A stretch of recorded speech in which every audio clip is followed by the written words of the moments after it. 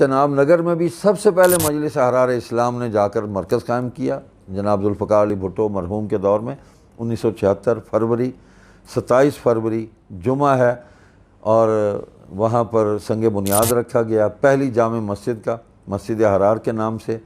7 ضلعوں کی پولیس نے ناکہ بندی کی۔ میں خود دریائے چناب عبور کر کے میں مسجد کی جگہ پر پہنچا تھا، چنیوٹ سے میں داخل ہوا، کہیں سے چناب نگر اس وقت تو ربوہ کہتے تھے، جانے نہیں دیتے تھے،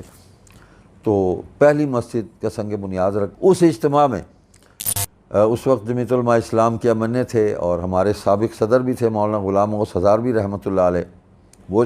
تشریف لائے اور بڑی زبردست تقریر کی۔ حضرت ابوذر بخاری رحمۃ اللہ علیہ کو دوران تقریر گرفتار کر لیا گیا۔ حضرت المحسن بخاری رحمۃ اللہ علیہ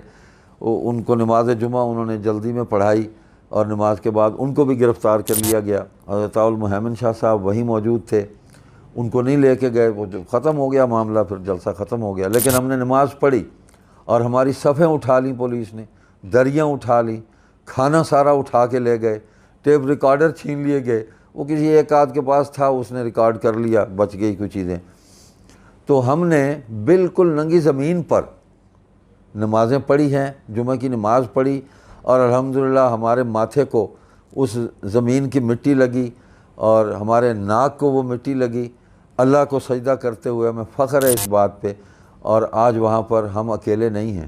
آج وہاں 10 سے 12 مراکز بن چکے ہیں مسلمانوں کے، اور وہ سب ہمارے حلیف ہیں، ہماری تنہائی ختم ہو گئی، ہم مل کے دین کی دعوت دے رہے ہیں اور قادیانی دھڑا دھڑ مسلمان ہو رہے ہیں۔ تو آج دعوتی کام کی ضرورت ہے،